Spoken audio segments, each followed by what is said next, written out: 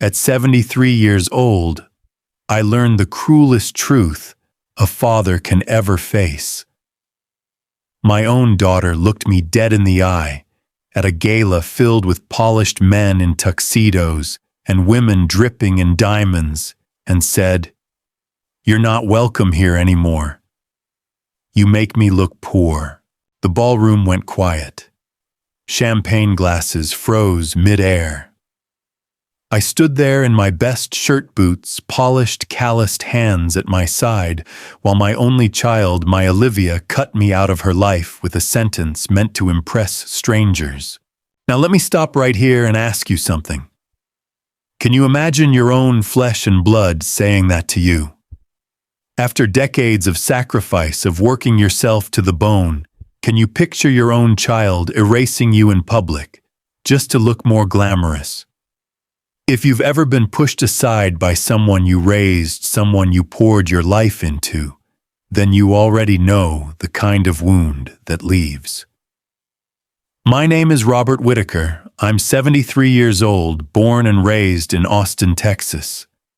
For more than 50 years, I worked as a construction engineer. Bridges, highways, schools, you name it. I've probably had my hands in the concrete that holds it together. I wasn't born rich. I didn't live fancy, but I earned every dime that kept food on our table. And for decades, I thought that was enough. I thought raising my daughter with honesty, with hard work, with the grit that built this country, that would be her inheritance more valuable than money. But money has a way of changing people. Especially when it drops all at once, $33 million delivered with a flourish from a lawyer's office like a golden key to a new life. Olivia didn't just inherit money. She inherited a stage where people watched what she wore, who she married, who she associated with. And on that stage, I was no longer the father she was proud of. I was the stain she wanted to hide. That night in Dallas, standing in a ballroom that smelled of roses and money, she shoved me out of her new life with one cruel sentence. And I'll never forget the way her words cut. They weren't whispered in anger. They weren't said in private. They were delivered like a performance. "You make me look poor." As if honest work, rough hands, and a modest truck were something to be ashamed of.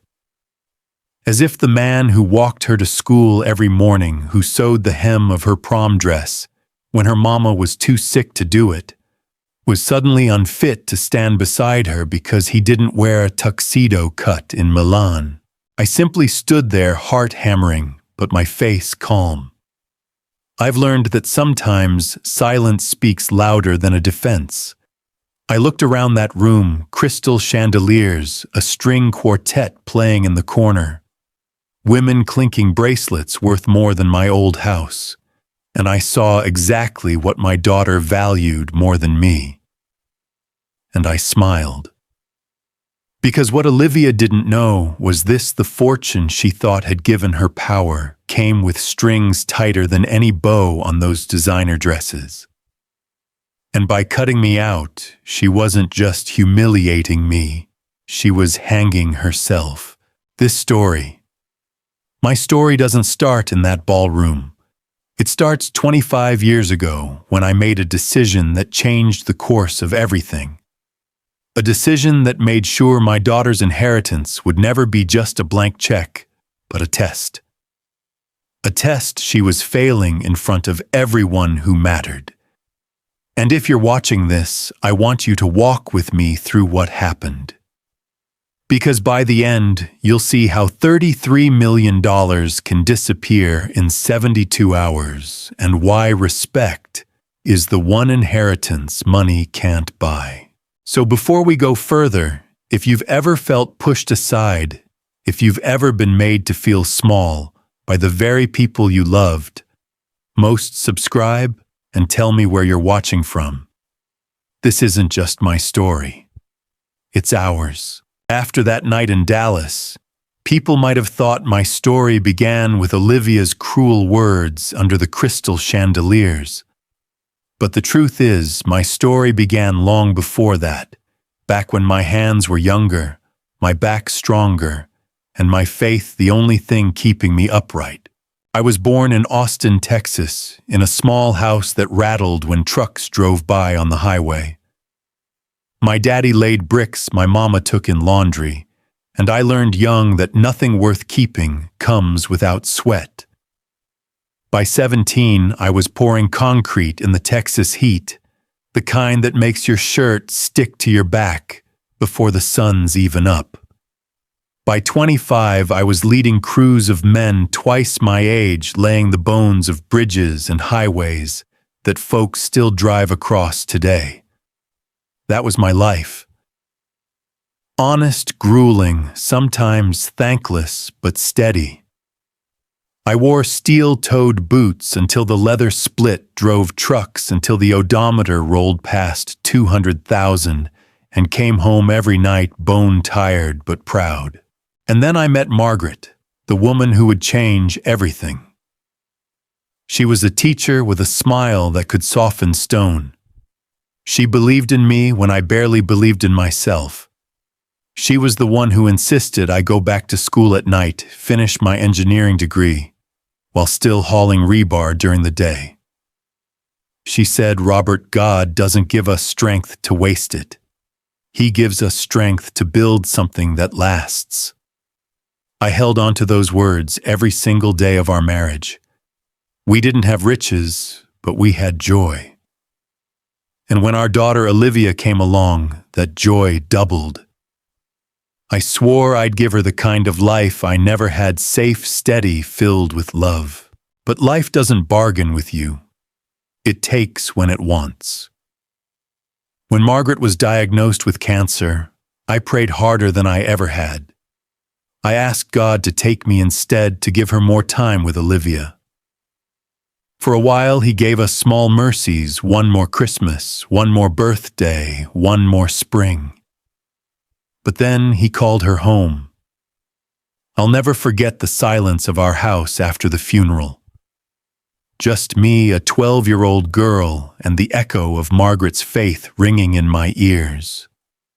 "Robert, God doesn't give us strength to waste it."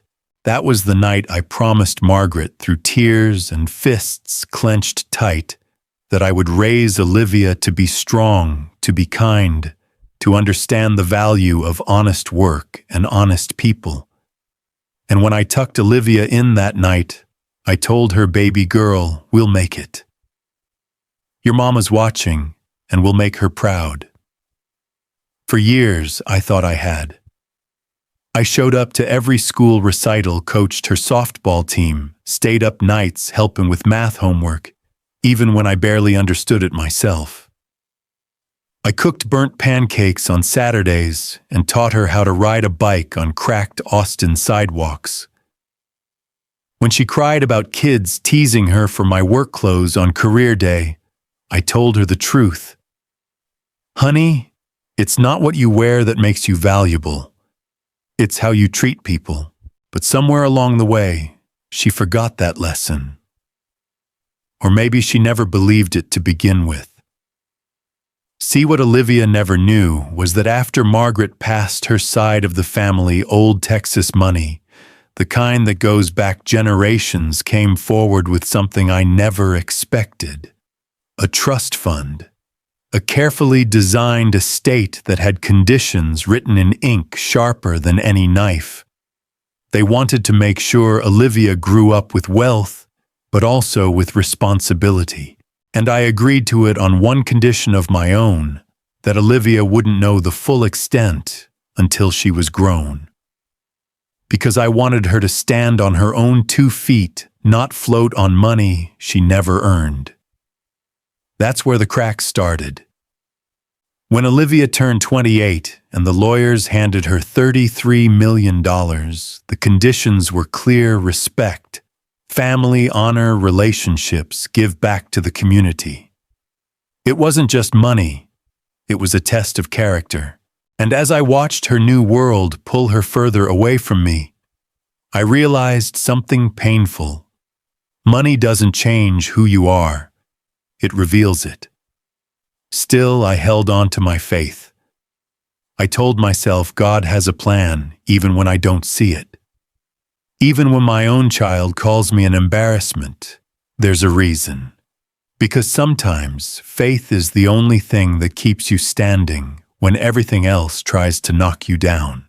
When Olivia turned 28, the letter from the law office arrived like a thunderclap. It was written on heavy paper embossed with gold ink, the kind of document you know means something before you even open it. I sat beside her at the oak dining table in my modest Austin house when she read it aloud, her hands trembling with excitement. Olivia Whitaker, the lawyer, had written, as beneficiary of the Morrison-Whitaker Family Trust, you are hereby entitled to the sum of $28 million to be released under the terms of Section 7, with an additional $5 million in direct cash disbursement. $33 million. Overnight. I thought she might cry. I thought she might look at me and say, "Daddy, our lives just changed." Instead, she whispered one word under her breath. Finally. Within 3 months, Olivia's life transformed into something I barely recognized. She bought a penthouse in uptown Dallas for $3 million, the kind of place with glass walls that looked out over the skyline, where valet drivers knew your name before you even stepped out of the car. She ordered a brand new Rolls-Royce Cullinan, a gleaming black SUV worth $450,000, and bragged about how the leather seats were stitched by hand in England. She flashed her new country club membership card, a privilege that cost $50,000 annually, like it was a badge of honor. She began flying to Los Angeles for shopping weekends, coming home with dresses that cost more than most families earn in a year. At first, I told myself it was just excitement. Anyone would be dazzled. But little by little, the money didn't just change her schedule, it changed her heart. It started small. At her friend's wedding, she placed me at a table near the back with the catering staff. When I asked why, she smiled politely and said, "Daddy, you'll be more comfortable with people who understand your situation." My situation. That was the first cut. Then came Christmas. Nathan, her fiancé, sharp suit, slick smile, a sterling from the Dallas hotel family, stood beside her as she introduced me to his parents. I reached across the table to pass the wine, my hands rough from years of concrete and steel. Olivia laughed softly, embarrassed. "Sorry," she told them, "my dad's worked with cement his whole life." You can tell. The way she said it, it wasn't admiration. It was apology. Each slight got worse. When I showed up in my best boots and pressed shirt for her birthday dinner, she leaned in and whispered, "Daddy, next time maybe try something more refined. You can't wear work clothes everywhere. Work clothes." These boots had walked me through blizzards and blazing Texas summers. These hands had built bridges and schools, but to her they were shameful. The cruelest came one afternoon at her penthouse. She handed me a glossy business card that read, "Sarah Mitchell, image consultant to the Dallas elite." "Daddy," she said, not looking me in the eye, "it's time you updated everything. Close speech, the way you carry yourself. Sarah can help. She's $600 an hour, but it's worth it." I looked at that card, then at my daughter, the little girl I used to carry on my shoulders through county fairs, and I felt something inside me twist. "Olivia," I said gently, "I'm proud of what I am. I don't need a consultant to erase it." Her reply came sharp like a whip. "Well, I'm not proud of it." That was when I knew. Money hadn't just distanced her from me, It had built a wall, and on her side of that wall, I wasn't family anymore. I was a liability. Still, I swallowed the hurt, told myself to be patient. But I also remembered the fine print of that inheritance, the clauses about respect, about family, about charity.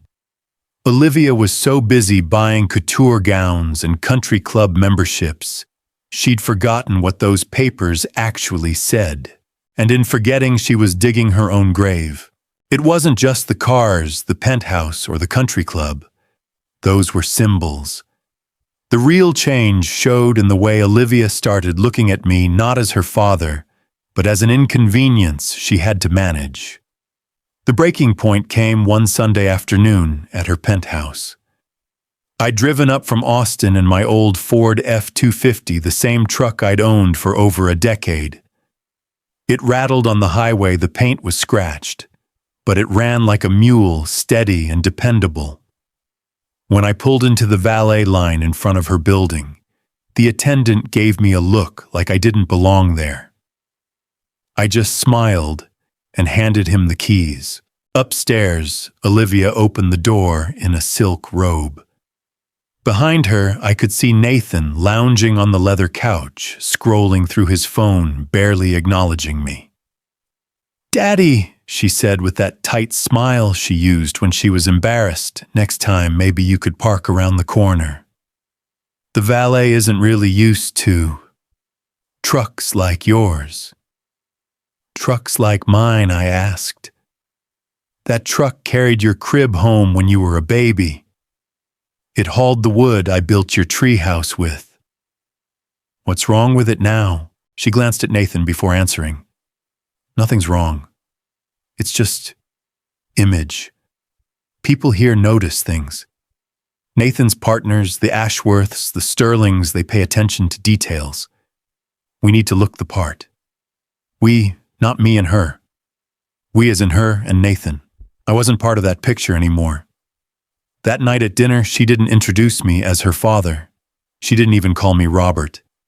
She gestured at me and told the table, "This is my dad. He works in construction." The pause before she said it, the hesitation like she was confessing a shameful secret, was worse than any insult. When I passed the bread, one of Nathan's business friends actually chuckled at my hands. "That's a real grip," he said. "Haven't seen calluses like that in years." Olivia laughed along with them. "Yeah, Daddy's never been the white-collar type." I sat there quiet while laughter buzzed around the table like flies, and in that moment, I knew she wasn't just embarrassed by me. She was ashamed of me. But here's what Olivia didn't realize: every cutting word, every humiliation, every little moment where she thought she was climbing higher by pushing me lower, I remembered them. I kept them. And one day, they would matter more than she ever dreamed. I want to pause here and ask you something. Have you ever been made to feel small by the very person you gave everything to? The child you raised, the one you sacrificed your youth and your health for turning around and treating you like a burden. If you felt that sting, the kind that doesn't just hurt your pride, but gnaws at your soul, then you understand me better than most. And if you're still here with me walking through this story, then stay. Hit subscribe and tell me your story in the comments.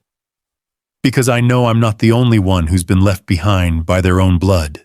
Now back to Olivia. The more she climbed into her new world of country clubs and charity galas, the more she tried to erase me from it. At her birthday party, she whispered that I shouldn't talk too much. "Daddy, you don't really understand how these conversations go." At Christmas, she apologized to Nathan's parents for my old boots. By spring, she was introducing me less as family and more like a man who happened to be in the room. She forgot something, though. The inheritance she was burning through wasn't a blank check. It had conditions. Conditions about respect. conditions about family, conditions that she was violating every time she treated me like I was beneath her. And I was keeping track. Because what Olivia didn't know was this. Her $33 million wasn't as untouchable as she believed. And the moment she chose status over her father, she set in motion the one thing she never saw coming. The invitation came on heavy cream cardstock with gold lettering. The Dallas Country Club requests the pleasure of your company. Olivia called me the night before. Daddy, it's important you come. Nathan's partners will be there and the Ashworths too.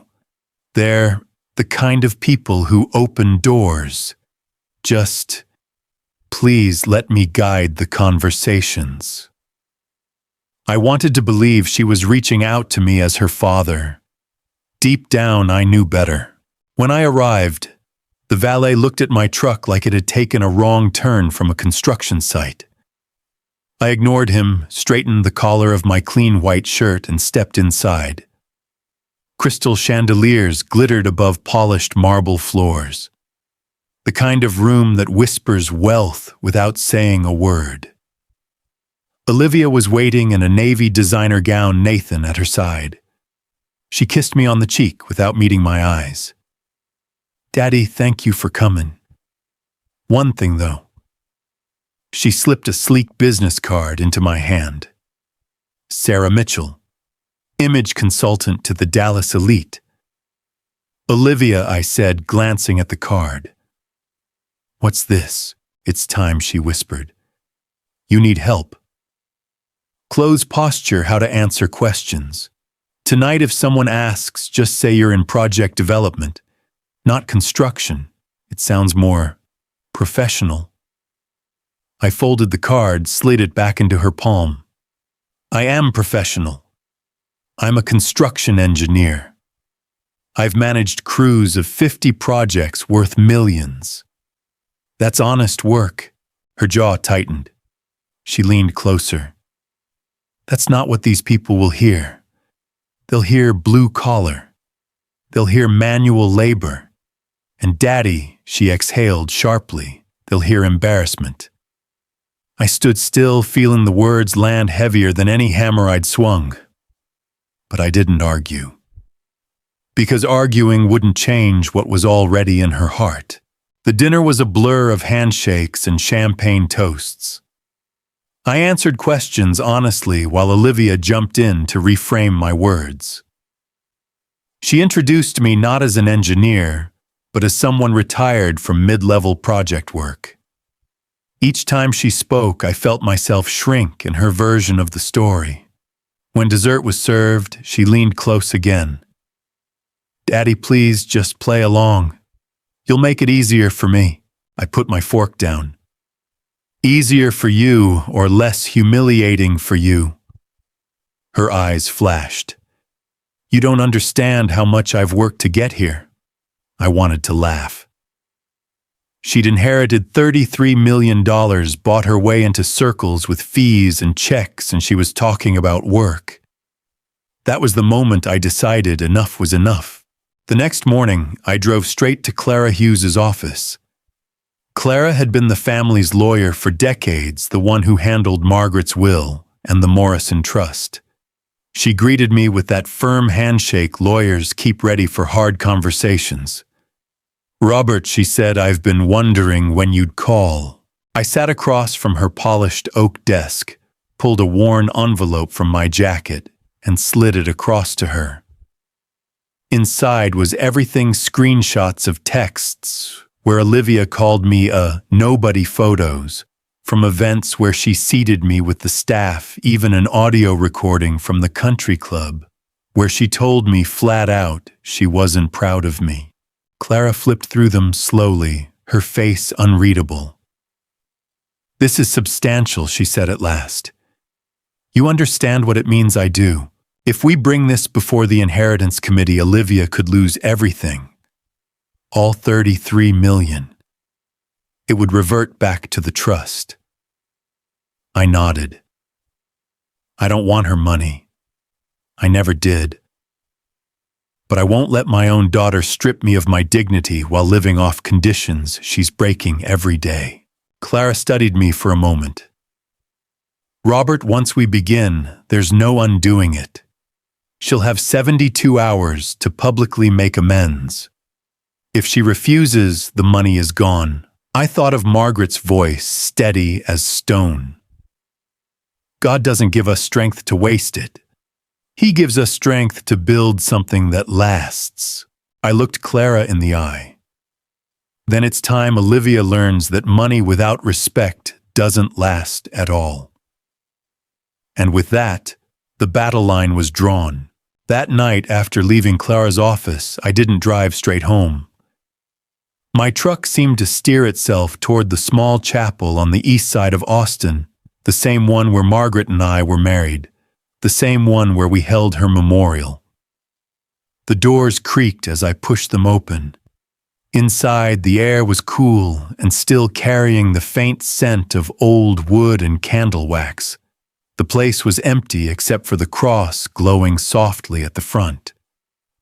I walked down the aisle, every step heavy, and sat in the same pew I'd sat in 25 years ago, with Margaret's hand in mine. I bowed my head and closed my eyes. For a long while, I didn't say anything. I just listened to the silence, the kind that sinks into your bones. Finally, I whispered, "Lord, I don't know what to do with her anymore." My voice cracked, and I let it. I raised her with everything I had. I tried to give her strength values a good name. And now, she looks at me like I'm nothing but dirt under her shoes. How do I fight that?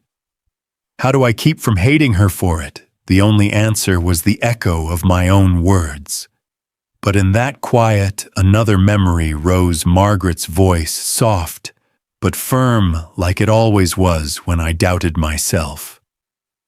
"Robert, God doesn't give us strength to waste it. He gives us strength to build something that lasts." Something that lasts. I opened my eyes and looked at the cross. "Lord," I prayed, "I don't care about the money." I never did. I care about her soul. She's losing herself in all this glitter and noise. She's forgotten what matters. If it takes losing $33 million for her to find her way back, then so be it. But give me the strength not to break while I watch it happen. My hands shook as I gripped the back of the pew. They were rough, calloused hands Olivia was ashamed of. But they were also the hands that built her world, the hands that held her when she cried, the hands that buried her mother with dignity. I stayed there a long time, sometimes speaking, sometimes just breathing. The words of Scripture came to me not in a booming voice, but in fragments I'd carried my whole life. What good is it for someone to gain the whole world, yet forfeit their soul, I realized.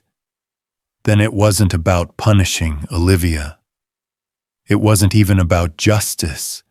It was about truth. And truth, when it finally comes out, doesn't need to shout. It just needs to stand firm. When I rose from that pew, I felt steadier than I had in years.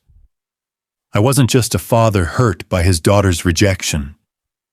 I was a man carrying out a responsibility to Margaret, to the family name, and yes, to God himself. Clara would do her part in the courts. I would do mine in prayer. And Olivia, well, she would have her chance. The trust gave her 72 hours to show respect, to acknowledge family, to prove she remembered the very conditions she had signed her name to.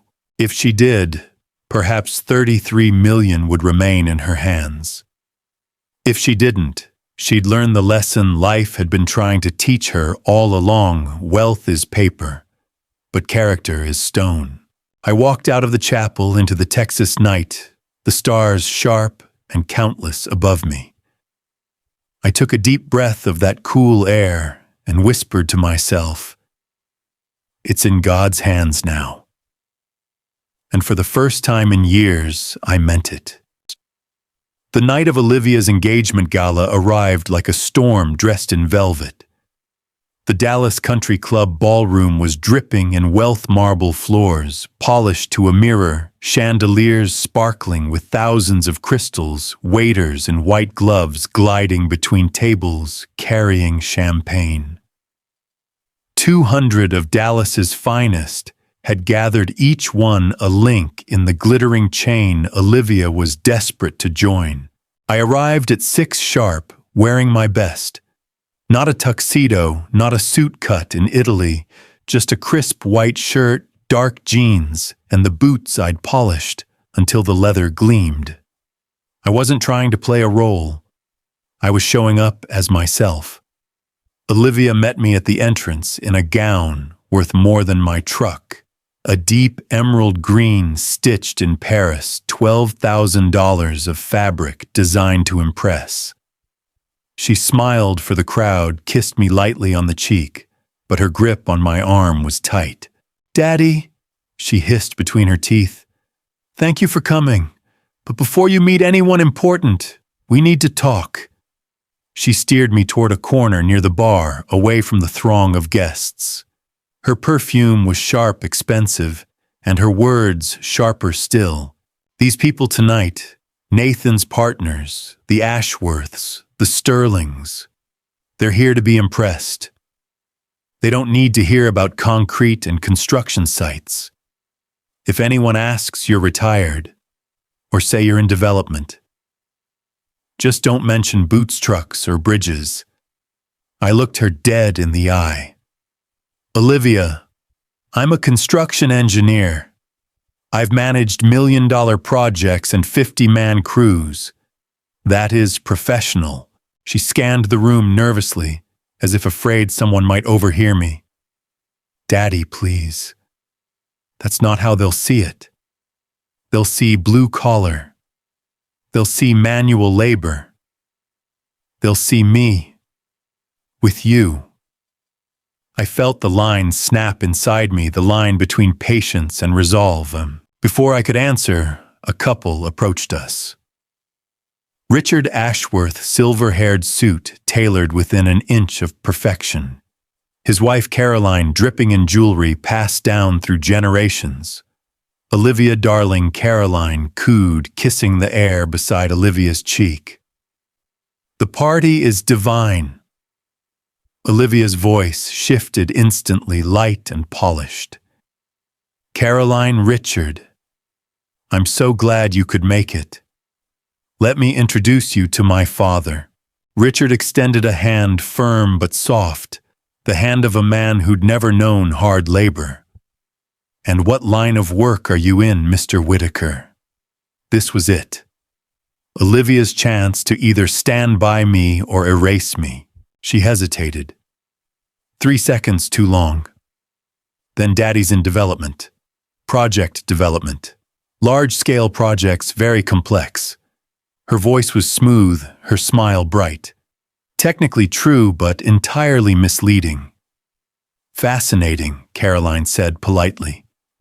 "We're always looking for partners in development." Richard nodded approvingly. "Commercial or residential?" I felt Olivia's hand tighten around my arm. She was silently begging me to play along. I smiled. "Neither. I'm a construction engineer, a foreman. I supervise building projects, bridges, highways, schools. Honest work with honest hands." The air cooled 10 degrees. Richard's polite smile stiffened. Caroline's nod turned brittle. Within a minute, they excused themselves, leaving behind a silence sharper than glass. Olivia's face burned crimson. She gripped my arm so hard her nails dug into my skin. "What was that?" she hissed. That I said calmly was honesty. That she snapped was sabotage. "Do you have any idea what you just cost me?" Richard Ashworth could have funded Nathan's next project. Caroline chairs 3 charity boards. "You just humiliated me in front of them." I met her fury with quiet steel. I didn't humiliate you, Olivia. You did that yourself the moment you decided the truth wasn't good enough. Her eyes darted around the ballroom, terrified someone had overheard. You don't understand. When you embarrass yourself, you embarrass me. You embarrass us. There it was, the truth she'd been circling for years. I wasn't her father anymore. I was her liability. And before the night was over, she was about to prove just how deep her disdain ran. Because standing at the back of the room, briefcase in hand, was Clara Hughes. And Clara had come prepared to remind Olivia of the one thing she had tried hardest to forget. $33 million doesn't buy you the right to spit on family. The orchestra was playing a soft waltz when Clara Hughes walked across the marble floor with the kind of calm that makes powerful men nervous. Her leather briefcase was tucked under one arm, her heels clicking in measured rhythm. She wasn't here as a guest. She was here as a reckoning. Olivia saw her first. Her smile faltered. Clara. What are you doing here? Clara returned the smile with something colder. Good evening, Miss Whitaker. I'm here on behalf of the Inheritance Committee. The air around us seemed to tighten. A few guests nearby tilted their heads, curious. Inheritance Committee, Olivia repeated, her voice rising a half pitch. What are you talking about? Clara opened her briefcase and pulled out a manila folder. The Morrison-Whitaker Family Trust. Section 7. Clause 2. Beneficiaries must maintain respectful relationships with surviving family members. Section 12, Clause 4. Any public disrespect, humiliation, or rejection of family members results in immediate review and possible revocation of funds. Her words dropped like stones in a fountain, sending ripples across the glittering crowd. People began drifting closer, champagne glasses forgotten. Olivia's laugh was sharp and brittle. That's ridiculous. I've respected my family. Clara's eyes flicked toward me, then back to Olivia. We have documentation that suggests otherwise. Texts, photographs, audio recordings, and as of tonight, live testimony from over 200 witnesses. The crowd went still. Even the orchestra had faltered notes hanging awkwardly in the air. Olivia's face drained of color. You can't be serious. Clara's tone didn't waver. Miss Whitaker, the committee has already been notified. Unless corrective action is taken within 72 hours, the full $33 million will be revoked and returned to the estate. Gasps rippled through the room. Heads turned, whispers hissed. Dallas's finest were watching Olivia's empire crack in real time. And instead of stepping back, instead of showing humility, Olivia made the fatal mistake. Her voice rose shrill now. Fine, let everyone hear it. My father wants to drag me down with his small-town values, and you all want me chained to rules written by dead people. Well, I've built something here. A life worth living. I won't apologize for wanting more than dirt under my fingernails. Her words echoed through the ballroom. Every face turned to me. Every eye waited for my response. I didn't have to speak. Because someone else stepped forward, Olivia, a man's voice said, steady and firm. It was Harrison Cole, one of Dallas's most respected developers, a man whose handshake was worth millions. He looked from her to me and then back again. Do you even know who your father really is? Olivia rolled her eyes. Please don't romanticize him. He's a construction worker. Always has been. Harrison's gaze sharpened. No, he's Robert Whitaker, founder and CEO of Whitaker Engineering Group, the company that built half the bridges in this state. The man who turned a two-man crew into a $2.6 billion empire. The man my firm has been trying to partner with for years. The room froze. I felt every stare burn into me as Harrison's words sank in. Olivia's mouth fell open. What? That's not possible. Daddy drives a truck from 2008. He lives in that old house. I raised my hand. Because that's who I am. I never wanted to be loved for what I have. Only for who I am. The silence was absolute. Harrison continued, his voice carrying across the room. You all should know Robert Whittaker is ranked on the Forbes billionaire list. His personal net worth is estimated at over $2 billion. And he turned to Olivia, you just told him he wasn't welcome in your life. A collective gasp swept the room. Champagne flutes trembled in hands. Caroline Ashworth whispered something to her husband, both of them pale.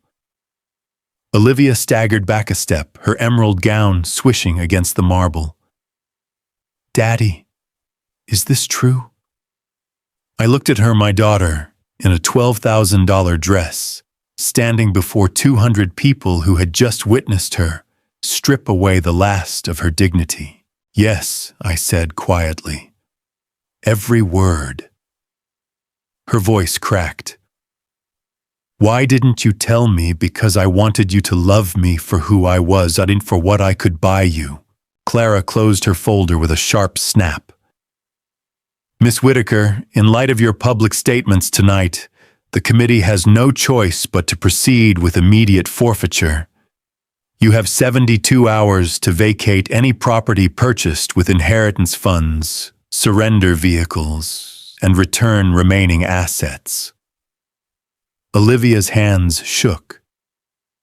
You can't, I'm not doing this, Olivia, I said softly. You did it to yourself. She looked around wildly, but the room that once lifted her up now looked at her with thinly veiled pity. Guests began drifting away, eager to escape the spectacle. And in that moment, the girl who thought $33 million made her untouchable discovered that respect is worth more than riches. She had lost the money. But worse, she had lost herself. By Monday morning, the fallout had begun. The story of Olivia's gala humiliation spread through Dallas faster than wildfire in a dry summer. Society pages ran it under careful headlines. Heiress faces inheritance review after public outburst. But online tabloids told it like it was Dallas socialite loses 33 after disowning father at gala. By 11 o'clock, her Rolls-Royce Cullinan was repossessed on a busy uptown street while she sat inside a cafe with the very women she'd spent months trying to impress. Witnesses said the repo team waited politely for her to finish her latte before handing her the paperwork. She tried to laugh it off, but the laughter cracked into silence when not one of her so-called friends offered her a ride. By Tuesday, the country club revoked her membership for non-payment. The same doors that had once opened for her now closed without hesitation. Her invitations disappeared. Calls went unanswered. In Dallas high society, nothing spreads faster than the scent of weakness. On Wednesday, foreclosure notices were taped to the glass walls of her $3 million penthouse. I imagine the building staff whispered as she walked past in dark sunglasses, no longer a queen, but a cautionary tale. Nathan, her fiancé, lasted only until Friday. When the trust confirmed the revocation was final, his family urged him to reconsider the match. By Sunday, the engagement was off. 1 week earlier, she'd been the envy of every woman in the room. Now she was another name on the long list of women abandoned when the money dried up. And through it all, my phone rang. 43 missed calls by Tuesday. 17 voicemails. Some pleading, some angry, some rambling. I didn't answer, because by then the committee had met. Clara Hughes called me into her downtown office, papers spread neatly across her desk. "Robert," she said, sliding a document toward me. "The forfeiture is final. Olivia has lost access to the full $33 million. The penthouse, the cars, the jewelry all must be returned. The $5 million in cash she spent is now debt to the estate." I studied the legal language. It was thorough, airtight. "And these funds," Clara continued, tapping the page, "as the surviving family member, you have the right to reclaim them." I shook my head. "No. That money doesn't belong to me." She arched a brow. "Are you sure 33 million is not a small number?" I thought about Margaret, about the promise I made at her grave to raise Olivia with dignity, not indulgence. I thought about the children in Austin whose schools still crumbled, the hospitals still waiting for funding, the kids who never had a chance at college because money flowed only to those already rich. "Send it to the charities," I said finally. "All of it. Scholarships, hospitals, children's shelters. Let something good come out of this wreckage." Clara's expression softened. "That's what Elizabeth Morrison intended when she wrote the clauses. You've honored her spirit more than anyone." By Friday, the estate had established the Whitaker Scholarship Fund, granting 43 full university scholarships for underprivileged Texas students. 43 lives altered because my daughter couldn't hold her tongue. The newspapers called it poetic justice.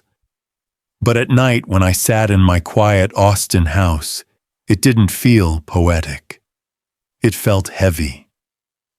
Because for all the public chatter, this wasn't just about money. It was about my child. My only child.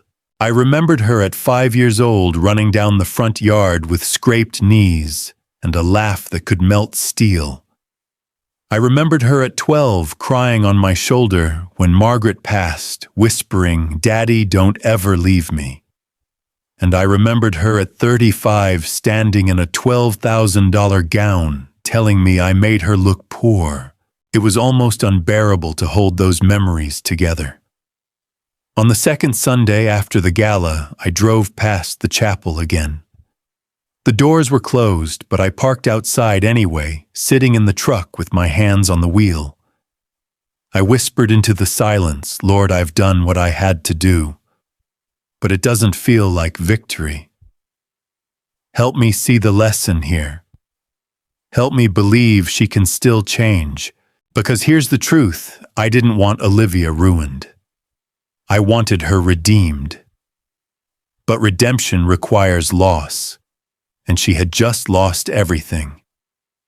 By the end of that month, Olivia was no longer living in a penthouse. She was renting a modest apartment in East Dallas with a roommate. She'd traded haute couture for thrift store racks and chauffeured rides for city buses. People whispered that she looked smaller, humbled. For the first time in her life, she was learning what it meant to stand on her own 2 feet. And for me, I didn't gloat. I didn't celebrate. I just carried the weight of a father who knew his daughter had finally hit rock bottom and prayed that she'd use that rock as a foundation, not a grave. The gala had ended her old life. The question now was simple: would she use the ashes to build a new one? 6 months after the gala, the phone rang late on a Tuesday night. I almost didn't answer. But something in me whispered to pick it up. "Daddy," her voice was quiet, unsteady. For a moment I thought it was the little girl I used to tuck into bed, not the woman who once wore gowns worth more than a house. "Olivia," I said, "are you all right? I got a job today." I closed my eyes. For a second, I just let the silence sit between us. What kind of job? Administrative assistant. At a nonprofit downtown. They help kids from low-income families apply for scholarships. It's not much. The pay barely covers rent. But it's real. It's mine. There was no designer perfume in her voice this time. No practiced laugh for Nathan's friends. Just honesty. That sounds like a start, I said. I take the bus every morning now, she added quickly, like a confession. I cook my own meals. I even shop at thrift stores. Her voice trembled, but she pressed on. And Daddy, I've been volunteering on weekends. At the homeless shelter, serving food, folding clothes. I never realized how blind I was before. I leaned back in my chair, staring at the old family photos on the wall. Margaret smiling. Olivia with ice cream smeared on her face. A life built not on wealth, but on love. Olivia, I said gently, you're finally starting to understand what money can't teach.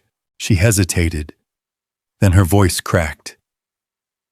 Daddy, do you think I'll ever stop feeling ashamed? Ashamed of the way I treated you.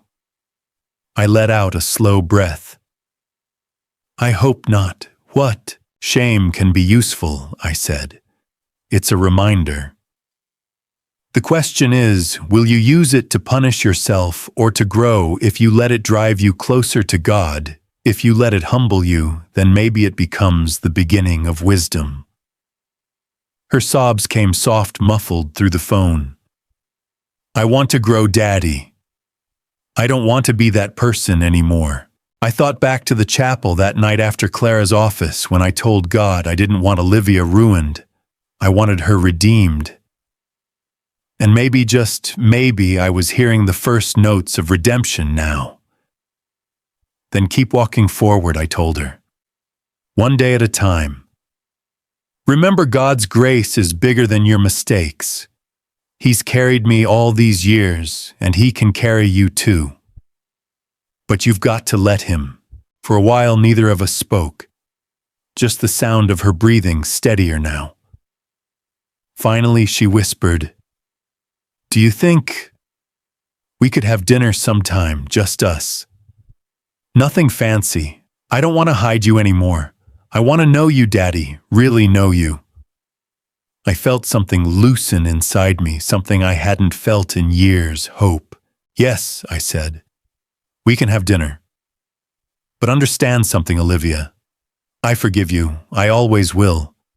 But forgiveness doesn't erase the past. It means we start fresh. We build from here. I understand, she said softly. And I want to build. We hung up, and I sat there for a long time in the quiet. Outside, the Texas night stretched wide, the stars sharp above the city. I thought about the bridges I'd built, the roads I'd laid, the lives my work had touched. But none of it compared to this, the fragile, precious chance to rebuild the bridge between a father and his daughter. So here's what I want to tell you. The one still listening to my story, if you've ever been betrayed by someone you love, don't let bitterness be the last word. Boundaries matter. Dignity matters. But so does faith. Faith that people can change. Faith that God can take brokenness and turn it into something worth keeping. 6 months ago, my daughter lost $33 million and everything she thought gave her worth. But in losing it all, she found the chance to start again. And for the first time in years, I found myself proud of her, not for what she had, but for who she was becoming. If you've walked with me through this story, I want to ask you now, have you ever seen God turn a loss into a blessing? If you're still here, subscribe and tell me where you're watching from. Because this story isn't just mine, it's a reminder that respect isn't inherited, it's earned. And forgiveness isn't bought, it's given. Remember this, fortunes fade, But faith and dignity, those are the true legacies we leave behind.